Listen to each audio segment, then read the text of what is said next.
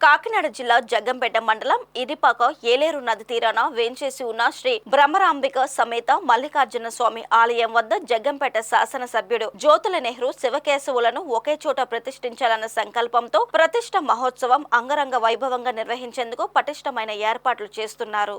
ఈ సందర్భంగా ఎమ్మెల్యే నెహ్రూ మాట్లాడుతూ ఈ నెల 12 నుంచి 17వ తేదీ వరకు శివకేశవుల ప్రతిష్ఠ మహోత్సవం జరుగుతుందని తెలిపారు.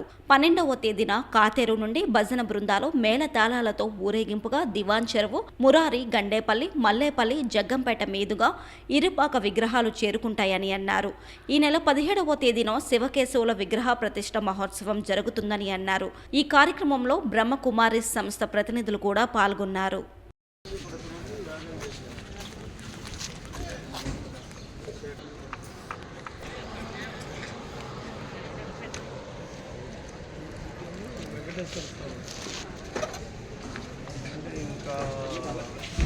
ఏలేరు నది ఒడ్డున నిర్మాణం ఉన్నటువంటి శివకేశవుల ప్రాంగణంలో రేపు అంటే 12వ తారీఖు మహా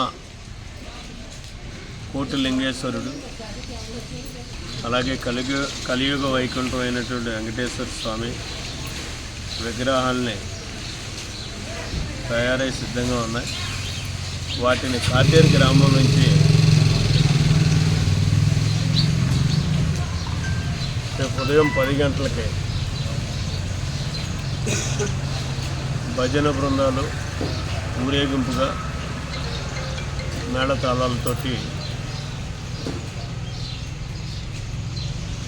కాతేరు నుంచి మురారి మీదుగా జగ్గంపేట ఇవన్నీ ఊరేగించుకుంటూ తీసుకురావడం జరుగుతుంది.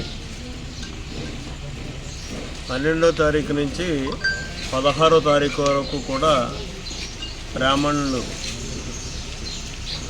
వారి విధి విధానాల ప్రకారం పూజా పునస్కారాలు చేయడం జరుగుతుంది. ఆవాసనాలు ఏవో చేస్తారు. అది అయిన తర్వాత 17వ తారీఖు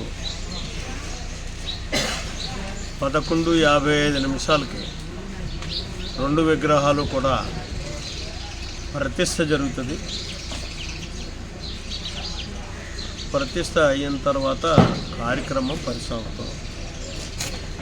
అయితే ఈ కార్యక్రమానికి వచ్చే ప్రతి ఒక్కరికి కూడా భోజన సదుపాయం ఉంటుంది, అన్ని రకాల సదుపాయాలు కూడా ఉంటాయి. దీన్ని విజయవంతం చేయడానికి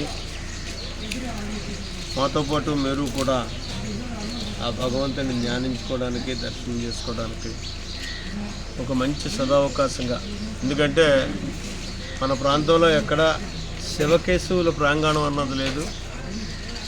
దాన్ని ఏలేరు నది ఒడ్డున మనం ఏర్పాటు చేసుకోవడం జరుగుతుంది. కాబట్టి ఒక్కసారిగా శివకేశవులను దర్శనం చేసుకునే అదృష్టం మన ప్రాంత వాసులకు కలుగుతుంది.